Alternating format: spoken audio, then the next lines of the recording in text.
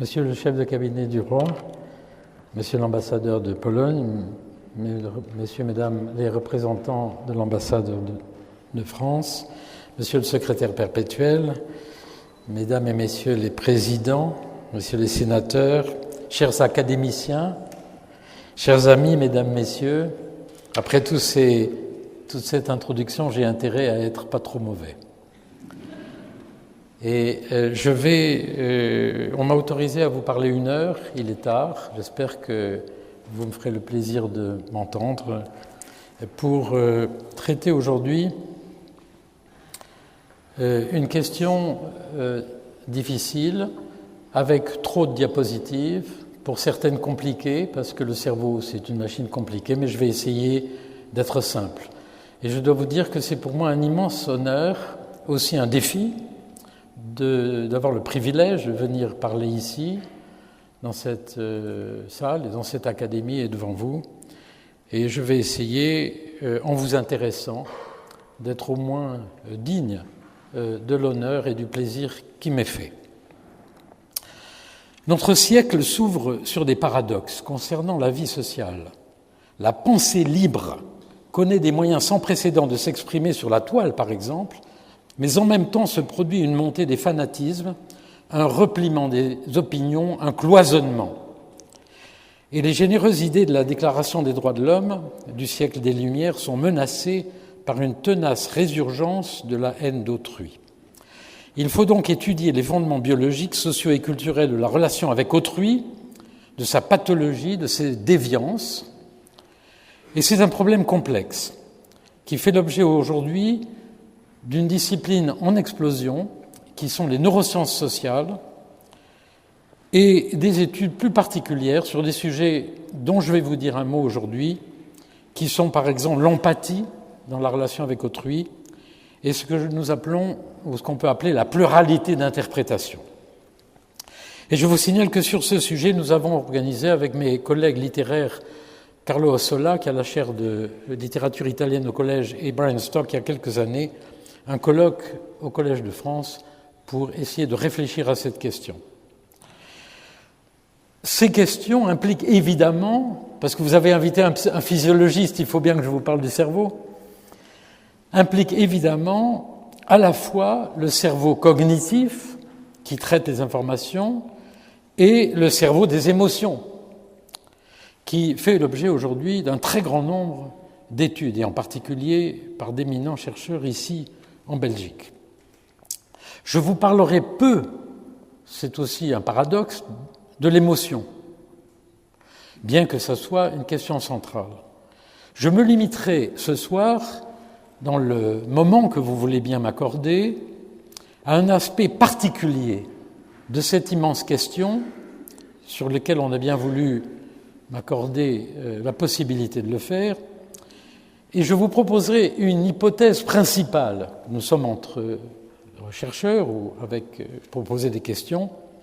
Une hypothèse principale, à savoir que les interactions sociales, y compris celles qui sont en train de se créer entre nous, exigent une manipulation des points de vue et des représentations de l'espace. C'est un peu curieux que je vous parle de ça, mais c'est l'hypothèse que je voudrais vous présenter. En effet, comprendre ce que fait l'autre et ses intentions, éventuellement les tolérer, suppose de se mettre à sa place. Et je voudrais aussi vous proposer une hypothèse que je discute depuis quelque temps avec mes amis neurologues, psychiatres en particulier, à savoir que des déficits de cette manipulation des référentiels spatiaux, et je préciserai la notion dans un instant, c'est un trait transnosographique. Je ne suis pas médecin, mais j'ai emprunté ce terme avec le moins d'arrogance possible à mes amis médecins, est un trait transnosographique que l'on trouve dans un certain nombre de grandes maladies, aussi bien la schizophrénie, l'autisme, l'anxiété spatiale, l'infirmité motrice cérébrale, les troubles visuospatiaux, et je vous montrerai des exemples d'application de notre recherche à ces différentes pathologies aujourd'hui. Donc voilà posé en quelque sorte le défi, la question sur lequel je voudrais discuter avec vous dans le temps qui m'est donné. Et pour démarrer tout de suite, je voudrais parler de deux aspects de cette interaction avec autrui qui font intervenir cette question de l'espace, qui sont ces deux comportements, sympathie et empathie. Aujourd'hui, tout le monde parle de l'empathie. On peut même acheter une machine à laver empathique, une voiture empathique. L'autisme, c'est l'empathie. La schizophrénie, c'est l'empathie. Les neurones miroirs, c'est l'empathie. Je dis en public qu'il s'agit d'une imposture scientifique. C'est une imposture scientifique parce qu'il faut distinguer au moins deux modes fondamentaux complètement différents d'interaction avec autrui, qui ont été décrits par les philosophes allemands, Vischer, Lipps, etc., il y a longtemps, qui ont déjà dit et écrit que la sympathie est un mode fondamental, Mitfühlung, avec sentir, processus spatial et temporel par lequel nous ressentons la même chose qu'autrui au même moment, mais en restant à notre place. L'empathie, d'après ces auteurs, Einfühlung, dans sentir, processus spatial et temporel par lequel nous projetons mentalement notre soi dans le corps d'autrui. Pour être empathique avec vous, il faut que je me mette dans votre corps pour percevoir Berthoz et ses intentions. Donc il y a là une différence fondamentale qui avait déjà été identifiée et qui, vous allez voir, est intéressante à étudier parce qu'elle correspond à deux modes fondamentaux de nos relations avec autrui qui font intervenir ces manipulations de référentiels spatiaux. La sympathie, Mitfühlung, c'est la contagion émotionnelle. Si je bâille, la moitié d'entre vous va se mettre à bâiller. Si je ris, même chose. L'enfant fait, si la maman fait l'enfant fait immédiatement etc. Les psychologues ont montré ça depuis longtemps. C'est une contagion émotionnelle qui se produit dans une interaction très rapidement. Le système miroir découvert par Giacomo Rizzolatti, qui lui a valu le prix Brain à juste titre cette année, c'est-à-dire ces neurones que nous avons dans le cortex frontal et qui nous permettent de simuler l'action d'autrui, c'est-à-dire que si je fais ça dans votre cerveau, immédiatement, des neurones qui normalement sont les neurones qui vous permettent de faire ça sont activés. Autrement dit, quand je fais ça, vous simulez immédiatement cette action. Eh bien pour moi, et je ne suis pas tout à fait d'accord avec toute l'école de Rizzolatti pour ça, pour moi ça reste de la sympathie, ça reste de la contagion émotionnelle. C'est une résonance à la première personne. Ça n'est pas de l'empathie. Donc voilà l'illustration de ces découvertes, le comportement de l'enfant, le système miroir dont je viens de parler. Un autre exemple est le contact par le regard. Si j'établis le contact par le regard avec l'un d'entre vous, par exemple avec mon ami Guy Chéron, professeur Guy Chéron ici, immédiatement, nous allons tous les deux, en plus de notre gyrus fusiforme, qui est une partie du cerveau qui code les visages, nous allons tous les deux immédiatement activer l'amygdale. Ce n'est pas les amygdales, ici, c'est l'amygdale qui est la structure du cerveau fondamentale qui immédiatement attribue aux choses perçues une valeur. L'amygdale est la station qui reçoit des informations visuelles sur le monde, et en particulier les personnes, et attribue une valeur. Et immédiatement, éventuellement, produit une réaction. Quand vous m'avez vu, vous avez pensé, ce gars-là, il est sympathique ou pas, vous l'avez fait très rapidement, et éventuellement, vous allez pouvoir changer d'avis si votre cortex orbitofrontal vous aide à changer un peu d'avis et vice-versa, au cours de mon exposé. Pour moi, ça reste de la sympathie. Ça reste une réaction dans laquelle on est à sa place. Je pense qu'une partie des travaux remarquables faits par Béatrice de Gelder, ici, sur la perception de l'expression corporelle des émotions, et je vous réfère à ces travaux, y compris à celle avec Julie Grèze, dans lequel elle décrit toutes ces structures qui sont impliquées dans la perception de l'expression corporelle des émotions, une partie de ces mécanismes reste de l'ordre de la sympathie. Elle ne demande pas qu'on aille vraiment se mettre à la place d'autrui. au moins en tout cas une partie. L'empathie, c'est autre chose. L'empathie, ça n'est pas la théorie de l'esprit, pour moi, ça n'est pas la sympathie, ça consiste à se mettre à la place de l'autre avec un changement de point de vue, de référentiel spatial, en utilisant éventuellement son double, son corps virtuel, je vais m'expliquer, tout en restant soi-même, sans forcément éprouver les émotions d'autrui. Parce que si le médecin qui est en face d'un malade qui souffre se met à souffrir, c'est pas la meilleure façon de l'aider. Il doit inhiber justement ce qu'il éprouve par résonance pour pouvoir éprouver l'émotion d'autrui en se mettant à sa place. Donc l'inhibition, qui est une des fonctions si fondamentales de notre cerveau, est mise en jeu dans l'empathie. Ce qui laisse penser que l'empathie va être, ou les mécanismes empathiques au pluriel, va impliquer toute une série de réseaux dans notre cerveau qui vont être en coopération ou en compétition. L'empathie est un processus dynamique extrêmement complexe, comme tout ce qui se passe entre nous, entre vous et votre voisin, etc., et qui est très différent de la sympathie. Voilà un petit peu l'idée. Et pour étudier ceci, eh bien, avec une philosophe de formation, Bérangère Thiriou, avec Gérard Jolland, historien des sciences, avec aussi Olaf Blanke en Suisse, nous avons étudié les bases neurales d'un comportement que je vais me permettre de vous demander de faire. Je n'ose pas demander à monsieur l'ambassadeur ni au secrétaire perpétuel de le faire, bien que j'ai eu d'autres personnes de le faire. Je vais vous demander en tout cas de mettre vos mains comme ça, très doucement, et de faire comme moi le plus vite possible.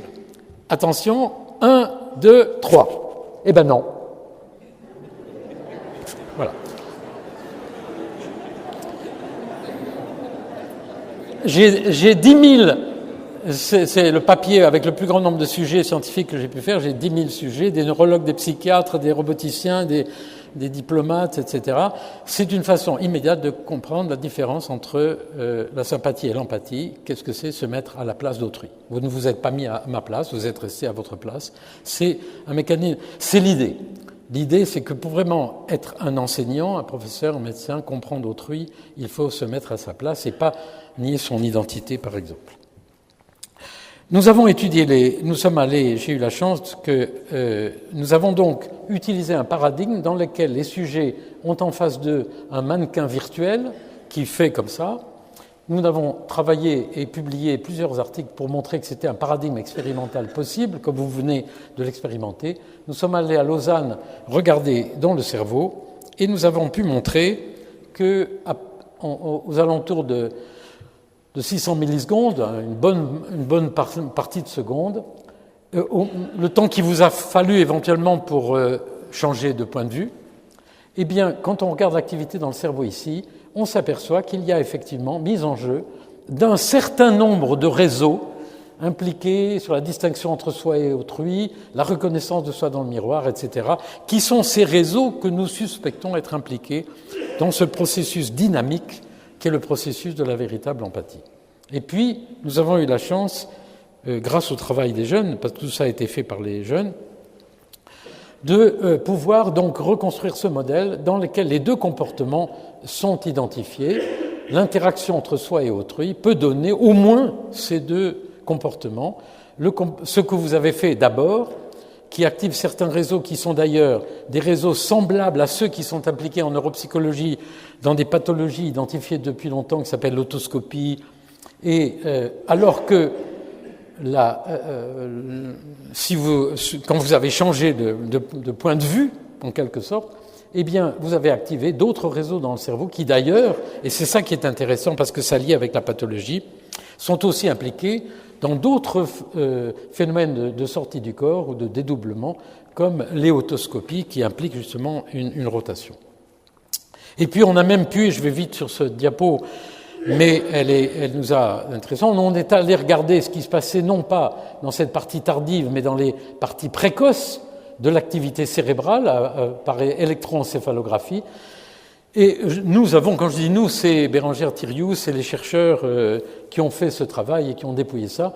On peut montrer qu'effectivement, lorsque le funambule apparaît ici, Il y a d'abord des traitements visuels classiques, et puis ensuite, aux alentours de 400 millisecondes, c'est-à-dire à presque une demi-seconde, pour ceux qui ne sont pas familiers avec la terminologie, eh bien, on voit se produire dans le cerveau l'arrivée de nouvelles structures et cette différenciation entre les deux modes. Donc, il y a bien une différence extrêmement intéressante, et ça veut dire qu'on peut essayer de saisir cette différence par des méthodes des neurosciences modernes.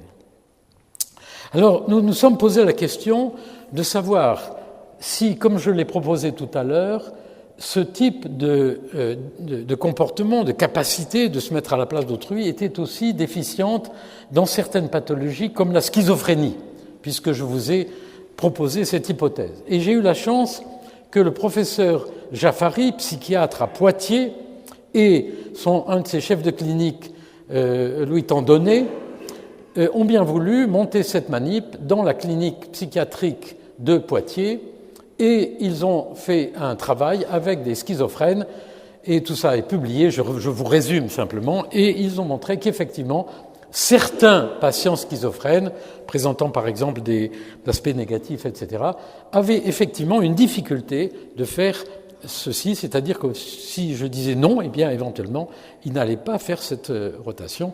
Et ceci est intéressant parce que peut-être, il faut être prudent, modeste dans ces affaires-là, peut-être il y a là quelque chose à voir avec des difficultés dans l'interaction sociale, etc., de ces patients.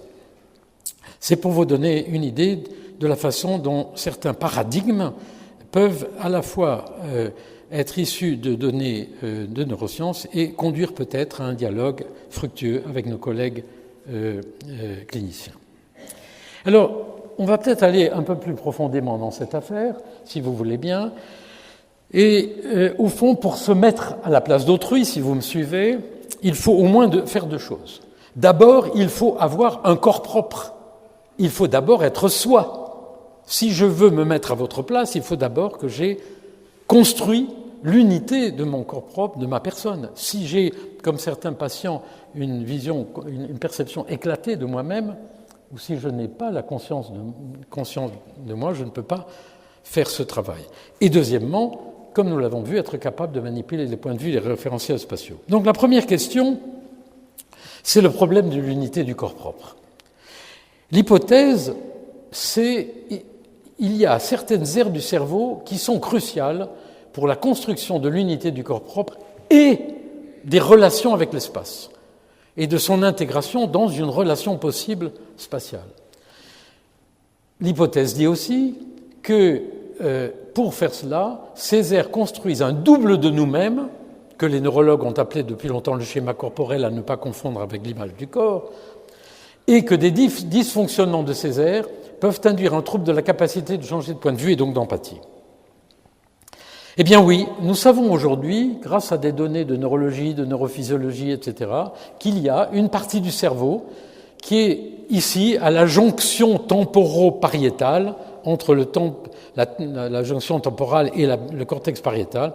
Il y a une zone extrêmement importante pour la constitution du corps propre. Ceci avait été vu par le neurologue Walter Penfield il y a très longtemps. Il avait dit que cette zone est importante pour la conscience du corps, il avait dit « awareness of body skin » et les relations spatiales. Le génie du clinicien, qui avec des simples observations chez des patients épileptiques, avait dit il y a là la construction de cette conscience du propre. C'est pas simplement l'interaction multisensorielle et des relations spatiales. Et avec mes collègues neurologues Philippe Cahanet et toute l'équipe à Grenoble, nous avons pu refaire ces expériences et montrer qu'il y a là effectivement une zone importante, mais qu'en plus, c'est toute cette zone ici du sillon temporal qui est impliquée, puisque par stimulation électrique chez des patients épileptiques qui ont des électrodes profondes, etc., eh bien, on peut produire des sorties du corps, des mouvements, des illusions de rotation qui sont observées en clinique. Il se trouve aussi que cette zone-là, et je dis ça en passant, c'est le cortex vestibulaire. Vous savez que nous n'avons pas que 5 sens. C'est très étonnant qu'on continue à parler des 5 sens. En plus des 5 sens, nous avons tous les sens des muscles et des articulations, le corps propre, et le système vestibulaire qui donne le vertige, qui est dans l'oreille interne et qui en fait est le référentiel spatial fondamental aussi de notre perception de soi. Je n'ai pas le temps d'entrer dans ce détail. Il se trouve que cette zone-là reçoit aussi les informations de ce référentiel, de ce cortex vestibulaire. Et Olaf Blanke, à Lausanne, a produit des données remarquables récemment sur l'implication de toute cette zone. Il y a aussi une chose extrêmement intéressante pour moi, c'est que Monika Zibovicius a montré il y a assez longtemps que les enfants autistes, les patients autistes, avaient une hypoactivité dans cette zone. C'est-à-dire que peut-être ces enfants autistes ont une difficulté à changer de point de vue. Donc il y a des données sur ce corps propre, ce double, et aujourd'hui, je mentionne ça parce que je voudrais montrer un certain nombre de choses nouvelles, y compris des choses, disons, que nous faisons en ce moment. Aujourd'hui, il y a beaucoup de données sur ce double de nous-mêmes, le fait que nous avons vraiment dans notre cerveau un double qui est actif. Vous savez, les membres fantômes en sont un exemple.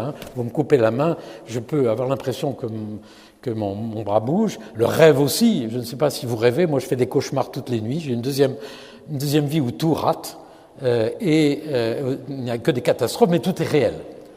Or, nous sommes complètement déconnectés du monde, donc nous avons la possibilité, par des mécanismes sur lesquels on ne peut pas entrer en détail aujourd'hui, de vivre complètement, grâce à ce corps propre, une vie, même en étant déconnecté du monde. Eh bien, nous avons travaillé sur ces sujets, et je vous montre très rapidement, 3 ou 4 diapositives, pour vous montrer à quel point cette question du double est une question moderne importante. Nous avons fait un travail avec une jeune femme, Isadora Olivier, qui venait du monde du cinéma, sur des mains virtuelles. Nous avons une caméra qui prend une image d'un bras. Donc j'ai une caméra ici, j'ai mon bras ici qui bouge un piston. Cette caméra prend une image, on la met dans un casque de réalité virtuelle ici, sur le sujet. Donc le sujet voit un bras, qui est son bras, mais en réalité, on décale l'image. Et il voit une main virtuelle qui est devant lui, et nous avons montré que quand il voit une main virtuelle qui est devant lui, en fait, il a l'impression que tout son corps s'est déplacé. Ce schéma corporel, c'est pas une chose fixe. Ce double de nous-mêmes, il peut être modifié, il est flexible, etc. Donc il y a des données là-dessus. Il y a ce très joli papier Science publié récemment par Blanke à Lausanne, mais il y a aussi des travaux des gens en Finlande, enfin en Suède. Vous prenez une caméra, vous la mettez derrière le sujet, par exemple, je suis là, il y a une caméra derrière moi, et dans le casque de réalité virtuelle, ce sujet se voit lui-même devant lui. D'accord ? Je suis là, il y a une caméra derrière moi qui prend une image de moi, et dans un casque de réalité virtuelle, je vois Berthoz devant moi. Eh bien, si vous me touchez ici et que je vois Berthoz en train d'être touché par la baguette, en très peu de temps, j'ai l'impression que je suis touché là-bas. C'est-à-dire, j'ai une téléportation de mon corps dans ce Berthoz virtuel. Et c'est des données expérimentales qui ont été vérifiées. Je travaille aussi avec une artiste, Claire Sichta, qui s'immerge dans des mondes virtuels où elle crée des avatars. Vous savez qu'aujourd'hui, beaucoup des jeunes et des gens qui jouent dans les jeux se créent des avatars d'eux-mêmes. Claire, avec qui maintenant je travaille, a fait un avatar dans un jeu qui a tout perdu. Elle a fait une dépression, une vraie dépression. Elle a fait un deuxième avatar qui a tout gagné. Elle est sortie de sa dépression. Et ce qui est intéressant et ce qui est important, c'est que maintenant, quand elle clique sur l'image de cet avatar, elle est triste. Ça veut dire que non seulement il y a une projection dans le monde virtuel, mais en même temps, il y a quelque chose qui s'est passé là et nous travaillons pour essayer de comprendre avec les psychiatres ces questions-là. Je travaille aussi, je dis ça pour montrer à quel point aujourd'hui on essaye de dépasser en quelque sorte simplement l'expérimentation pour être dans le flux des choses modernes. Je travaille aussi avec l'ENSAD, à l'ENSAD avec François Garnier, à l'École des Arts Décoratifs, sur des musées virtuels. Il a observé, en effet, que si vous êtes chez vous, je suis chez moi, nous avons chacun d'entre nous un avatar. Ça, c'est des avatars du monde virtuel. Donc, vous êtes là, moi je suis là. Eh bien, si nous sommes tous les deux en train de regarder un tableau, ils ont été fascinés de voir à quel point les gens avaient l'impression d'être vraiment eux-mêmes dans le musée et d'avoir une interaction sociale en plus.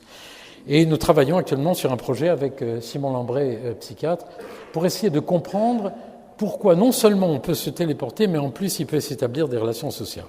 Et évidemment, tout ça est extrêmement intéressant parce que c'est utilisé par les psychiatres aujourd'hui, comme vous savez, aussi pour la rémédiation. Et puis je vous montre cette dernière manip, qui est alors là complètement futuriste, qui est montée dans mon laboratoire au Collège de France actuellement avec des spécialistes de l'image.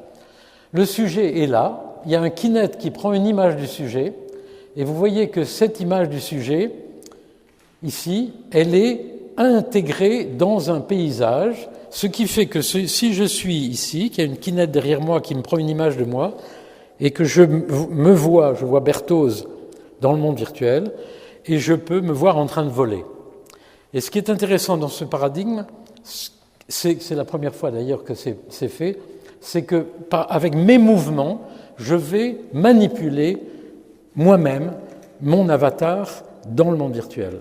Et donc regardez comment en même temps l'action en quelque sorte peut modifier ça. Donc vous voyez qu'il y a maintenant des pistes pour essayer de regarder, de construire des paradigmes expérimentaux pour essayer d'étudier cette interaction avec ce double, en relation avec les nouvelles technologies aussi. Je dis ça parce que j'ai appris, et je trouve ça formidable, qu'il y a une classe sur technologie et société ici, et vous voyez à quel point ces questions-là sont aujourd'hui des questions aux frontières, finalement, des disciplines. Alors, je vais maintenant aborder la question de la manipulation des référentiels spatiaux. Ayant constitué un corps et éventuellement ce double, dans les processus de relation avec autrui, il y a cette question des référentiels. De quoi s'agit-il ? L'espace. L'espace est tout singulier, mais il y a très longtemps que les neurologues nous ont montré qu'en réalité, il y a des espaces. Il y a l'espace du corps, l'espace de préhension, l'espace proche, l'espace lointain, et si j'imagine comment je vais aller à la gare du Midi, c'est l'espace de la ville, ou même l'espace imaginaire. Donc les neurologues nous ont montré déjà il y a très longtemps que la pathologie touchait des réseaux différents. Et c'est tout à fait étonnant. Par exemple, si avec ce pointeur laser, je pointe à 70 cm ou à 3 mètres, comme l'ont montré nos collègues allemands, eh bien, en mettant les gens dans l'IRM, ce ne sont pas les mêmes réseaux. C'est-à-dire que si je passe de cet espace-là au mur ici, je dois changer dans mon cerveau de réseau. Et vous verrez l'impact parce que je pense qu'il y a des pathologies liées à cette difficulté de faire le switch d'un espace à l'autre. Et puis, en plus, il faut tenir compte des différences interindividuelles, car non seulement il y a des espaces et des réseaux différents pour traiter des espaces différents, donc je ne vais pas interagir de la même façon avec les gens au premier rang ou avec les gens qui sont tout à fait au fond de la salle, mais en plus nous avons des stratégies cognitives différentes pour naviguer ou pour nous représenter ces espaces. C'est la vicariance. D'après le psychologue Reclin, la vicariance fonctionnelle, chaque individu, chacun d'entre nous, disposerait de plusieurs processus vicariants pour remplir une fonction donnée et s'adapter à la situation dans laquelle il se trouve. Certains de ces processus seraient chez un individu donné plus facilement évocables que d'autres. La hiérarchie d'évocabilité serait en général différente d'un individu à un autre pour des raisons pouvant tenir à la constitution génétique, l'expérience antérieure, l'interaction entre ces deux catégories de facteurs. Nous avons des stratégies cognitives différentes. Par exemple, pour nous rappeler du chemin que nous avons fait depuis chez nous jusqu'à ici, nous pouvons nous en rappeler comme les femmes aiment bien faire. Pardonnez-moi, ça n'est pas une provocation, c'est une chose sur laquelle je peux vous donner des démonstrations. Nous pouvons préférer imaginer la route. Nous sommes sortis, nous avons tourné à gauche, nous avons rencontré quelqu'un, mémoire épisodique, etc. Nous pouvons préférer utiliser une carte et avoir non pas une stratégie égocentrée, mais une stratégie égocentrée, c'est-à-dire liée à notre corps. Je me souviens que j'ai marché, etc., j'ai rencontré, c'est égocentré. Nous pouvons avoir une stratégie allocentrée, indépendante de notre corps, en nous rappelant notre trajet sur une carte, ce qui d'ailleurs permet de revenir par un autre chemin. Et enfin, nous pouvons avoir une stratégie hétérocentrée, celle qui nous intéresse beaucoup aujourd'hui, qui est en rapport avec autrui. Je peux prendre l'un d'entre vous comme référence de ma navigation, éventuellement dans cet espace. Donc il y a une multitude de façons de faire la même chose, une flexibilité formidable dans notre cerveau. Il y a peut-être, je dis ça au cas où il y aurait des mathématiciens dans la salle, je sais qu'il y a au moins un physicien dans la salle, et je crois que je partage avec M. Lambert beaucoup des idées qui sont dans cette diapo. Il y a peut-être des différentes géométries non euclidiennes pour les différents espaces. Ça, je ne vais pas entrer dans le détail de cette diapo. Nous avons montré qu'en réalité, dans les mouvements que nous faisons avec la main ou même les mouvements que nous faisons lorsque nous marchons dans des trajectoires qu'on décrit dans un espace, dans un gymnase, en fait, pour rendre compte de la façon dont nous bougeons, eh bien, il faut utiliser des géométries qui ne sont pas euclidiennes, qui sont des géométries affines et cuit-affines. Et j'ai la chance de travailler avec un mathématicien, Daniel Benquin, actuellement, car nous avons l'idée qu'éventuellement, pour ces différents espaces, en fait, le cerveau utilise des géométries différentes. Un défi aux frontières neurosciences mathématiques. Alors, je vous donne un ou deux exemples. Il y a une littérature formidable sur ces questions qui a fleuri depuis une dizaine d'années. Un exemple de tâche de différence de référentiel égocentré ou allocentré, c'est une tâche que j'aime bien montrer, c'est un palais virtuel. Dans ce palais virtuel, on met deux poubelles et une balle, et je vous demande de faire l'exercice. Vous imaginez que vous avez la tête dans l'IRM, laquelle des poubelles est la plus proche de vous? Vous allez dire la verte et la verte. C'est une tâche égocentrée de perception de distance, vous rapportez ces poubelles à votre corps, ou bien je peux vous demander laquelle est la plus proche de la balle, ça vous pouvez le faire même sur l'écran, ou bien je peux vous demander laquelle est la plus proche du mur le plus grand du palais. Et comme je vous montre qu'une petite image ici, eh bien vous êtes obligé de reconstruire complètement le palais, un petit peu comme si je vous demandais quelle est la plus grande avenue, la plus proche d'ici. Une grande avenue dans Bruxelles. Hein? L'avenue Louis, voilà. Est-ce que cet écran est parallèle à l'avenue Louis? Voilà. Vous êtes obligé de changer de référentiel et de changer dans votre tête, ça n'est plus votre corps. Alors on montre que ce ne sont pas les mêmes réseaux qui sont impliqués dans les deux types de stratégies. Et donc, nous avons maintenant des idées sur les circuits qui sont impliqués lorsque nous manipulons les référentiels spatiaux.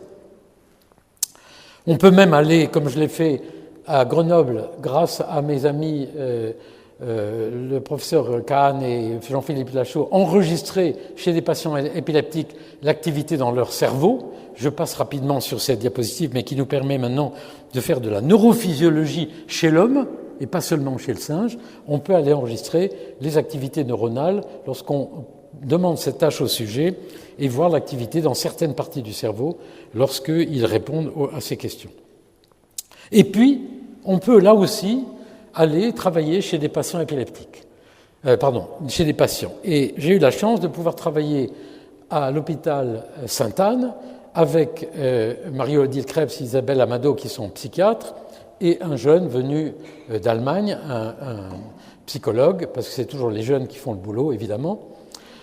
Et nous avons pu montrer que sur une population de patients schizophrènes, eh bien, ils étaient capables de faire la tâche égocentrée, laquelle poubelle est plus proche de votre corps, mais ils avaient du mal à faire la tâche allocentrée de manipulation des référentiels, de changer de perspective, de changer de point de vue. Et ce qui m'a beaucoup intéressé, c'est qu'ils avaient aussi du mal à faire le switch, c'est-à-dire à passer de l'un à l'autre, ce que nous faisons en permanence. Nous, en ce moment, nous pensons à notre maison, etc. D'où l'idée qu'il y a aussi des déficits, des pathologies qui sont liées pas forcément à un processus ou l'autre, mais à cette capacité de changer. Et c'est pour ça que j'emploie le mot manipulation de point de vue. Et un exemple aussi, c'est ce qui vous arrive quand vous utilisez un GPS en voiture. Vous savez qu'autrefois, les GPS montraient surtout la carte. Et quand vous êtes en voiture, vous conduisez en égocentré. Et vous avez peut-être remarqué que récemment, les GPS ont tendance à vous montrer les villes en oblique. Et moi, j'ai fait l'hypothèse que les industriels, technologie encore une fois, avaient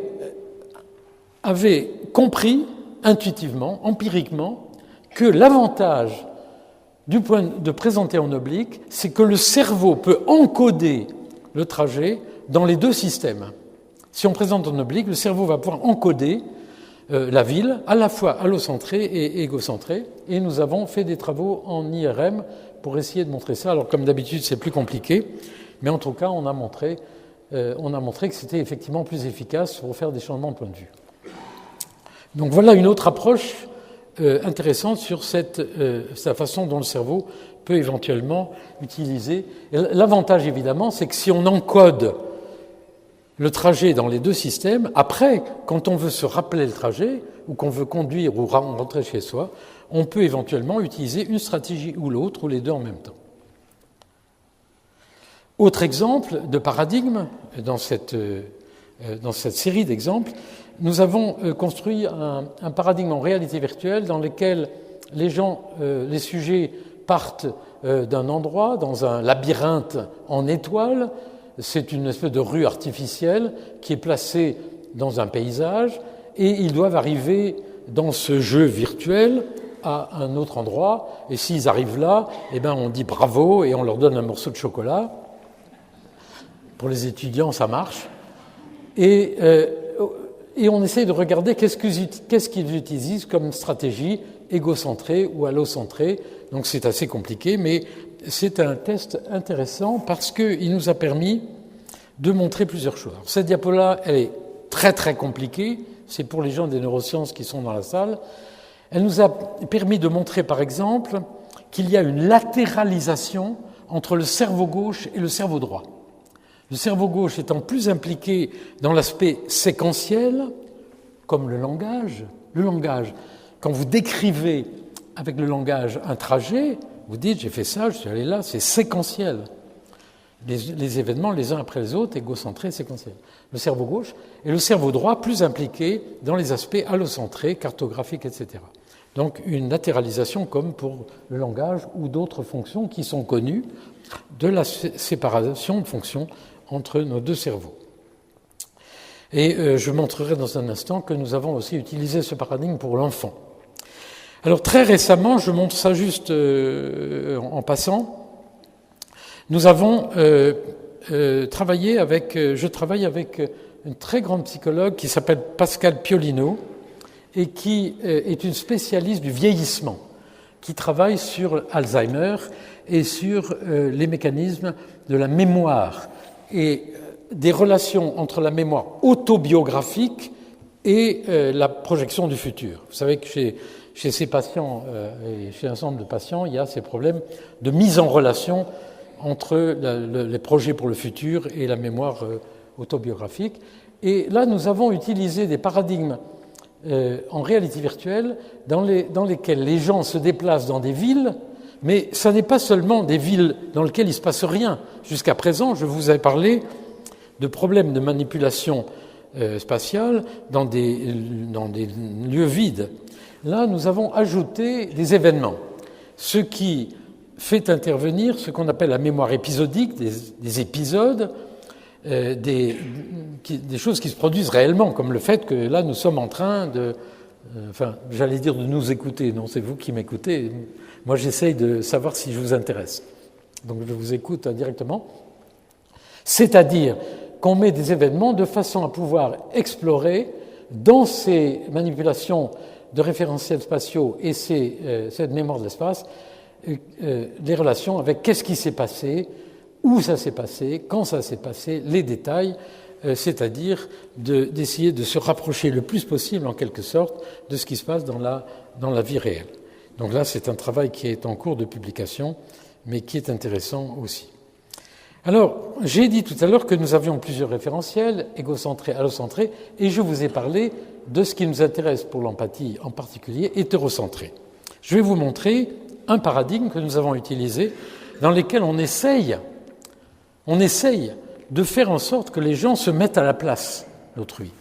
On utilise la maison de Le Corbusier, on met une poupée dans la maison et on dit au sujet « Voyez la poupée ?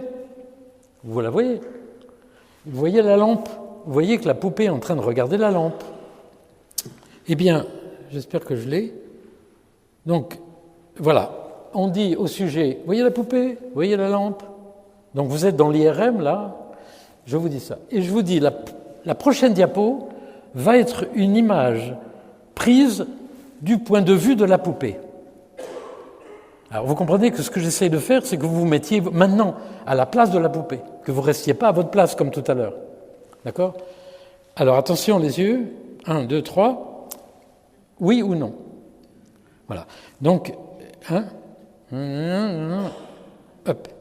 Donc là, oui, mais on peut tromper le cerveau et on peut éventuellement faire en sorte que ça ne soit pas, etc. On peut travailler, et j'ai travaillé avec des patients hippocampiques, avec l'équipe de Michel Bollac à la Salpêtrière, qui est un grand épileptologue, avec une neurologue et une neuropsychologue, et ce jeune homme qui est devenu psychiatre, et on a montré que l'hippocampe est impliqué dans ces changements de point de vue. L'hippocampe, vous savez que le prix Nobel de médecine a été donné cette année au Moser et à John O'Keefe, qui ont découvert non seulement les neurones de place dans l'hippocampe, mais aussi les neurones de grille. L'hippocampe, c'est cette structure qui est impliquée dans la mémoire spatiale, qui est plus grosse chez les chauffeurs de taxi londoniens parce qu'ils ont beaucoup l'utilisé.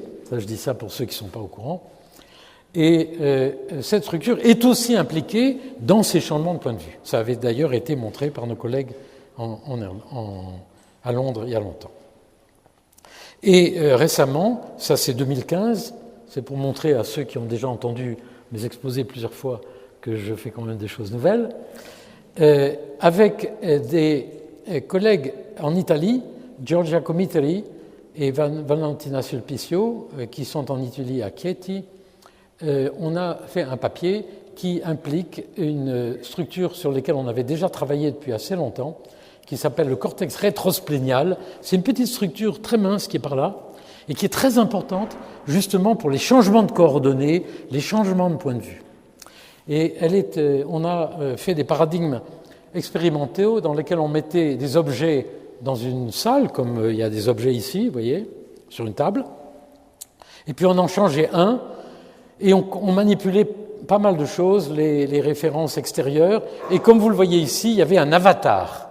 Et on comparait ce qui se passait lorsqu'on posait la question au sujet quel objet avait changé et qu'on lui présentait les choses du point de vue de l'avatar ou du point de vue du sujet.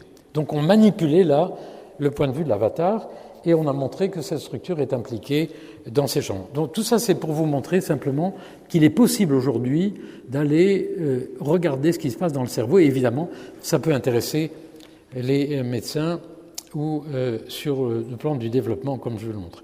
Alors ça, c'est une autre expérience encore plus compliquée. Alors je mentionne aussi une chose sur laquelle on a travaillé pas mal, qui, sur cette question du référentiel égocentré, c'est une pathologie qui a été décrite par Jean-Denis de Gauss, qui est un neurologue qui malheureusement est décédé. Il a été renversé par une moto à Paris, parce qu'il avait mis le pied juste dans la rue, c'était terrible. Et Anne-Catherine Bachot-Lévy, qui est une neurolinguiste, l'hétérotopoagnosie. C'est un modèle tout à fait étonnant qui est le suivant. Le médecin, Monsieur le Président, vous êtes le médecin, demande au patient montrez-moi mes oreilles. C'est-à-dire, vous me demandez, si vous permettez, de vous montrer vos oreilles, et le patient fait ça. Le patient ne peut pas montrer les oreilles du médecin.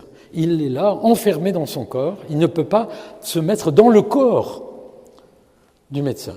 Si le médecin dit « montrez-moi mes lunettes », le patient montre les lunettes. Si on montre une photo, il le fait. C'est un changement de point de vue qui est directement lié à la perception du corps d'autrui. Voilà. C'est pour ça que je vous remercie d'être là, parce que le fait que vous soyez là vraiment est extrêmement important. Nous n'avons pas du tout la même relation que s'il y avait des photos de vous ici dans cette salle.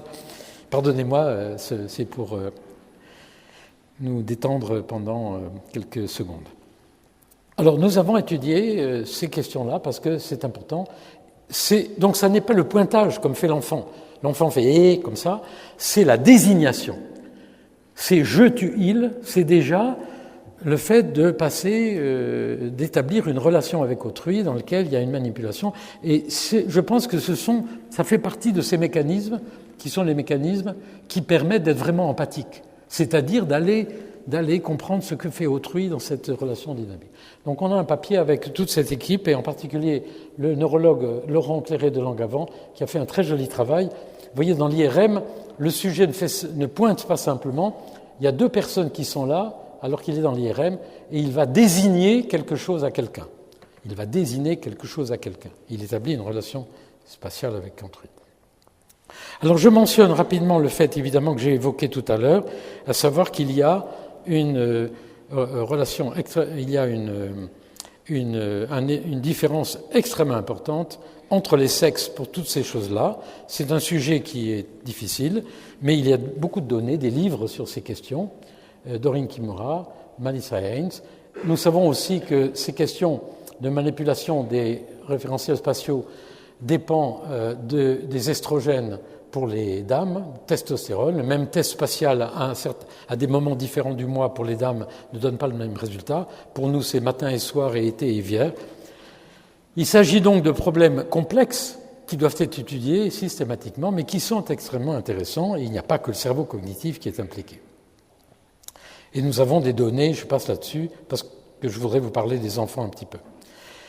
Nous avons un certain nombre d'expériences, certaines ont d'ailleurs été faites dans les supermarchés, qui montrent les différentes stratégies entre les hommes et les femmes, et qui suggèrent qu'éventuellement, dans ces questions d'empathie, de relations sociales, il y a des différences, non pas de qualité, mais des différences de façon d'être en interaction qu'on peut maintenant étudier expérimentalement.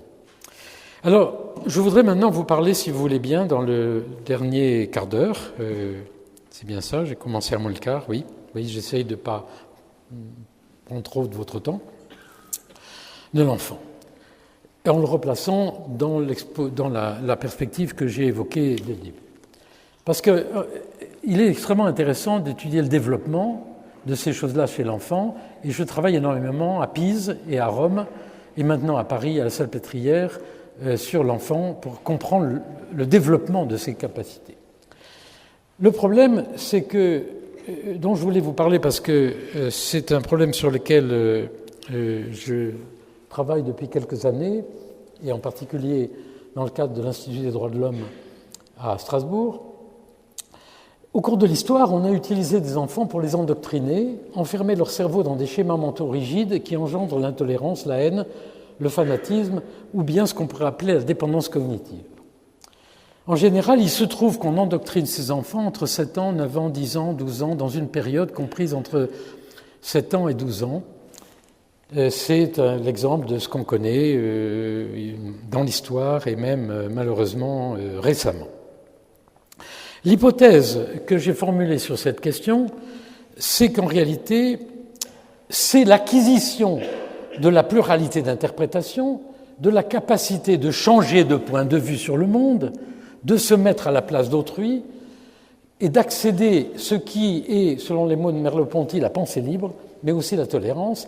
Et c'est l'hypothèse sur laquelle je travaille, c'est que c'est dans une période qui va de 7 ans à peut-être 10, 12 ans, 13 ans, que se joue cette capacité dans ce qu'on peut appeler en biologie une période critique. La période critique, c'est cette période dans laquelle, si une fonction qui s'ouvre n'est pas facilitée et remplie, eh bien, éventuellement, c'est fermé. C'est vrai pour la vision, etc. Donc, j'ai proposé l'idée qu'il y a une période critique pour l'acquisition des changements de point de vue, et donc de ce que j'appelle vraiment l'empathie, qui se situe, une première période critique, il y en a d'autres plus tard, qui se situe à cette charnière. Et c'est effectivement ce que Piaget avait suggéré, pas dans cette perspective, quand il avait fait l'expérience dite des 3 montagnes, ça c'est pour les psychologues qui sont dans la salle, où il avait montré que c'est à partir de 7-8 ans que l'enfant peut changer de point de vue dans des tests dans lesquels il y a cette nécessité. Alors donc, j'ai eu la chance de pouvoir collaborer avec toute une série d'équipes depuis quelques années pour regarder cette apparition, ce développement de la capacité du point de vue, avec l'idée évidemment derrière la tête qu'il s'agit d'une période importante pour l'acquisition de l'empathie et des relations sociales. Et j'ai eu la chance en particulier de travailler avec l'équipe du psychologue Olivier Houdet à Paris, avec laquelle nous avons repris une expérience de Piaget, qui est une expérience toute bête de perception de longueur. L'enfant, au début, quand Piaget faisait ça avec des allumettes, nous on fait ça avec la réalité virtuelle. Et l'enfant, au début, il dit le plus long, c'est celui-là. On lui demande lequel est plus long. Alors il dit le plus long, c'est plus là. Puis ça n'est qu'à partir d'un certain âge qu'il dit éventuellement le plus long, c'est celui-là. Donc on le montre dans une perspective cartographique, allocentrée ou bien égocentrée. Et on a effectivement montré que c'est dans cette période, entre 5 ans et 12 ans, que l'enfant acquiert cette capacité de manipuler le point de vue allocentré, cartographique, et pas simplement de rester d'un point de vue de son propre corps. Et puis, on a aussi utilisé, en Hollande cette fois, dans l'équipe de Albert Potsma, qui est un psychologue qui travaille sur ces questions avec une étudiante, Jessie Belens, on a utilisé ce paradigme de Laurent Direg, paradigme en étoile, pour étudier cette apparition de la capacité de changer de point de vue chez l'enfant. Et alors là, c'est intéressant parce que on a montré, ce qui est d'ailleurs dit par beaucoup de psychologues, que même des enfants très jeunes peuvent adopter une stratégie allocentrée après 4 ans, mais qui deviennent plus efficaces après 5 ans. Autrement dit, l'idée, c'est que ces stratégies sont présentes, mais pas mûres chez le petit enfant, et qu'elles mûrissent et qu'elles s'épanouissent en quelque sorte. Et il faut faire attention aux dichotomies, aux choses trop fortes. Donc, c'est une expérience qui nous a appris des choses sur ces questions. Et puis, nous avons aussi fait, je vous montre ça parce que c'est une expérience qui est faite en ce moment, qui est ma première coopération avec les pédopsychiatres à Paris en particulier. Nous avons réalisé un modèle enfant du funambule. Vous vous souvenez tout à l'heure de l'expérience avec le funambule. Donc tout ça, ça prend du temps, c'est 1 an de travail. Je montre ça pour Bernard, Dan aussi, pour les enfants. Donc on a mis au point un enfant funambule. On peut mesurer les mouvements du funambule, les mouvements de sa tête, les mouvements de la barre. On peut mesurer avec un Kinect. Alors voilà l'expérience. Vous voyez, on projette sur un écran l'image du funambule, puis il y a un écran qui regarde l'enfant, le sujet. D'ailleurs, ça peut être des adultes. Et donc, on peut mesurer aussi les mouvements de l'enfant. Et nous travaillons donc dans une équipe interdisciplinaire avec Grégoire Borst, qui est un très très bon psychologue, avec 2 pédopsychiatres de la Salpêtrière, David Cohen et Jean Xavier, et une jeune étudiante, Soisy Gauthier, qui a fait un master de psychanalyse et qui est venue me voir parce qu'elle voudrait faire un lien psychanalyse-neurosciences. Mais c'est très intéressant parce qu'il y a des jeunes qui veulent travailler aux frontières. C'est dur, c'est pour eux, c'est un défi. Donc Soisy, immédiatement, moi je lui ai proposé ça pour qu'elle apprenne qu'est-ce que c'est que l'expérimentation. Parce que dans les masters de psychanalyse, c'est pas là qu'on lui avait appris ce que c'était que les manips. Donc on travaille ensemble avec des enfants ayant des troubles visuospatiaux, autistes aussi, et on compare plusieurs pathologies, autisme, etc., dans la réponse à cette manip. Et on a, ça c'est pour vous montrer, on mesure donc à la fois ce que fait le funambule, ce que fait l'enfant, pour regarder les stratégies et essayer d'en tirer des conclusions avant de pouvoir faire éventuellement de l'EEG ou des choses plus compliquées. Autre paradigme, vous voyez, je vous montre un certain nombre de paradigmes que nous utilisons depuis très longtemps, maintenant depuis presque 8 ans, qui a été inventé par des neuropsychologues à Rome, qui avaient adapté un test qui s'appelait le Corsi de table. Ça, c'est un test très connu en neuropsychologie. Il y a des blocs sur une table, et le médecin fait 1, 2, 3, 4, et le patient doit faire 1, 2, 3, 4, doit répéter.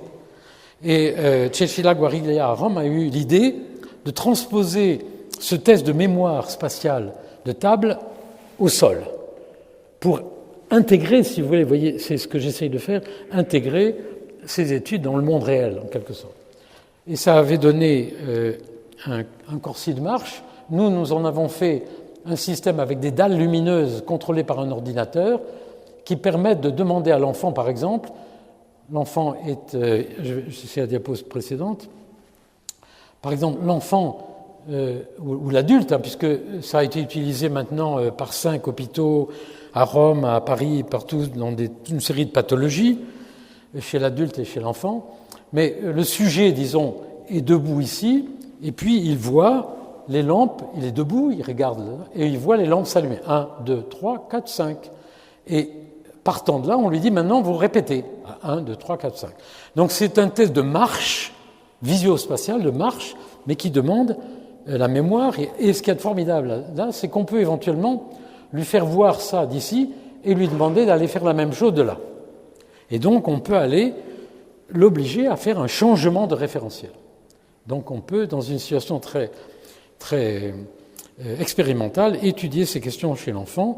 Et à Pise, à l'hôpital Stella Maris, depuis 5 ans maintenant, grâce au service du professeur Cioni et avec un médecin, Vittorio Belmonti, nous avons étudié le développement chez l'enfant, de 5 ans jusqu'à l'adulte, de cette capacité de gérer les informations visuospatiales, changer le point de vue, etc. Et nous avons retrouvé des moments très, très, très intéressants, en particulier au-delà de 10 ans, sur des différences de stratégie.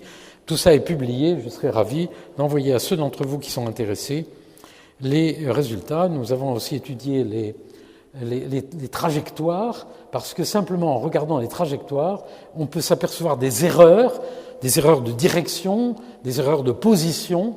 Simplement avec le comportement, on peut déjà comprendre beaucoup de choses, ou inférer, pas comprendre beaucoup de choses, mais inférer un certain nombre de choses sur ce qui se passe dans la tête de ces enfants.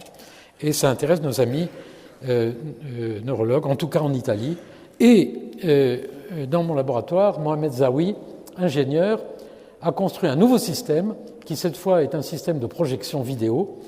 Et c'est sur ce système de tapis virtuel que nous avons, avec le professeur Bernard Dan et le professeur Guy Chéron, fait un projet européen ambitieux avec les pédopsychiatres à Pise, à Rome, et avec des industriels pour essayer de regarder les choses et de bénéficier du savoir-faire qu'il y a ici à Bruxelles, notamment dans leur équipe, sur l'EEG, pour saisir en même temps ce qui se passe dans leur cerveau. Alors, il se trouve que ce projet n'est pas passé, en tout cas pour le moment, mais ça n'empêche pas qu'on arrivera bien à travailler là-dessus.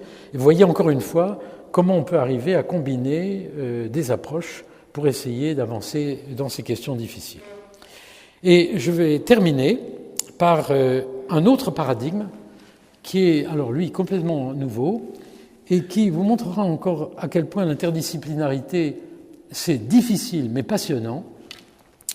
J'étais à Weimar, vous savez, Weimar, c'est la patrie du Bauhaus, et il y a maintenant un service de technologie à la place un département de technologie là où il y avait le Bauhaus. J'ai été invité à faire une conf et un artiste qui s'appelle Maurice Verman est venu me voir, il m'a dit « Moi, j'aimerais bien vous montrer une installation que j'ai faite. » Son installation, c'était un miroir double dans lequel 2 personnes sont chacune d'un côté. Alors, je vais vous montrer comment ça marche. Donc vous êtes d'un côté, je suis là, il y a un double miroir. Avec un jeu de lumière, soit des fréquences, soit des intensités, je peux soit me voir moi, comme si j'étais derrière un miroir, et vous voyez vous, soit je peux vous voir, je ne me vois pas, soit je peux, en réglant l'intensité ou la fréquence, peu à peu, me voir de plus en plus superposé à votre image. Et jusqu'au point où tout d'un coup, je vois Berthoz là-bas. C'est-à-dire tout d'un coup, votre identité devient l'identité de Berthoz. Donc Guy, tout d'un coup, je vois Guy Chéron, c'est Berthoz. Et il est venu me voir, et effectivement, j'ai trouvé ça très intéressant, parce que j'y ai vu un paradigme pour étudier non seulement des changements de point de vue, mais aussi tous les problèmes liés à ces changements de point de vue, qui sont des problèmes d'identité. Donc c'est l'espace, mais c'est l'espace avec en même temps les questions d'identité. Et aujourd'hui, ce miroir double, nous avons avec Bérengère Thiriou fait au laboratoire il y a déjà 3 ans une expérience dans laquelle on a mis des petites lampes vertes et rouges aux deux sujets, et on leur a demandé, comme c'est fait en psychologie expérimentale beaucoup, d'identifier ce qui a été à moi, à toi, etc., pour étudier, regarder ces problèmes de changement de référentiel. Mais, et donc on était très ambitieux, on est très ambitieux. On a un papier qui a déjà été rejeté une fois, c'est bon signe, parce que ça nous permet de l'améliorer, on y travaille. Ça permet de regarder les différentes stratégies dans cette interaction sociale de changement de référentiel. Mais ce miroir double, il est actuellement implanté dans 4 endroits. Il est implanté à Poitiers, où le neurologue Foucault de Boisdenec travaille sur des patients neurologiques ayant des difficultés Alzheimer, ayant des difficultés d'identité. Et, il met des couples, etc. Il y en a un qui est implanté à Rennes, où il a déjà fait l'objet d'un petit essai d'une thèse de médecine sur les patients schizophrènes. Il est implanté à Brest, où le professeur Bodbol et une clinicienne, Nathalie Collet, commencent à travailler sur des enfants autistes. Et il va être implanté à Sienne, où je vais dans une semaine, chez un spécialiste de l'autisme qui a un recrutement énorme pour essayer de regarder ça. Et je vais aussi travailler maintenant à Paris parce que j'ai fait faire un ensemble complet d'ensemble du corps. Donc vous voyez que nous essayons peu à peu sur ces questions difficiles dont je vous ai parlé de progresser en essayant de bénéficier du savoir d'un certain nombre de gens dans toutes les disciplines et surtout de la passion de jeunes qui acceptent de venir avec nous, relever ces défis et circuler entre les disciplines et finalement nous enseigner à nous beaucoup de choses parce que c'est eux qui savent les choses que nous ne savons pas. Merci.